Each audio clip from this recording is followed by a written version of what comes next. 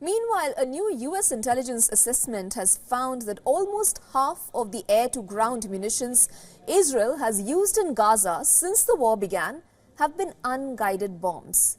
The revelation comes as the United States and Israeli officials engage in intensifying conversations about the sequencing of military operations in the conflict.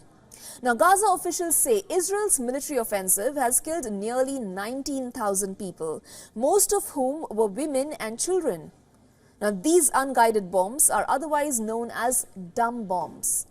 The use of so many unguided bombs, first reported by CNN, is a concern among humanitarian groups and others. Washington has been calling for weeks for Israel to take more care to avoid civilian casualties in Gaza, saying that too many Palestinians have been killed. Now, what exactly are these dumb or unguided bombs?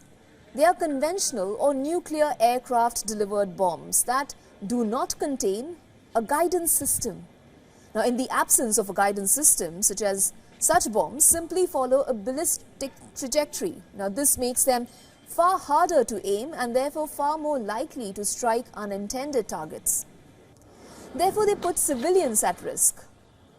Dumb bombs were used commonly during the Second World War, and they continued to make up the vast majority of aircraft-delivered bombs until the late 1980s.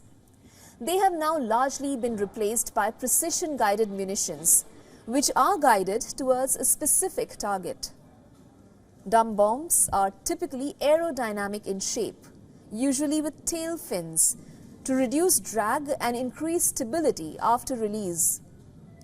In order to detonate upon impact, they tend to use a contact fuse.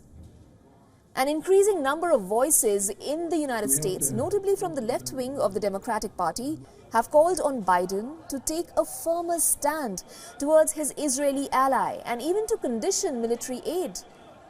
As for Politico, US Vice President has been telling colleagues in the administration that she wants the White House to show more concern for the humanitarian damage in Gaza.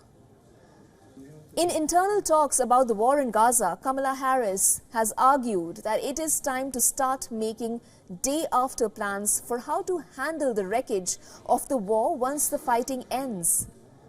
Harris's push to shape the White House message reflects the extent to which Democrats, even the top two officials in the nation, are struggling to walk a careful line. Infighting is spreading, slowly but meaningfully, at every layer of the Democratic Party over Biden's full-throated support of Israel. Pro-Palestinian Democrats are outraged at the rising death tolls in Gaza made possible by Biden's posture. Day after day, more House Democrats are criticizing Israel's expanding ground operations, raising concerns with Biden's policy and even calling for a ceasefire.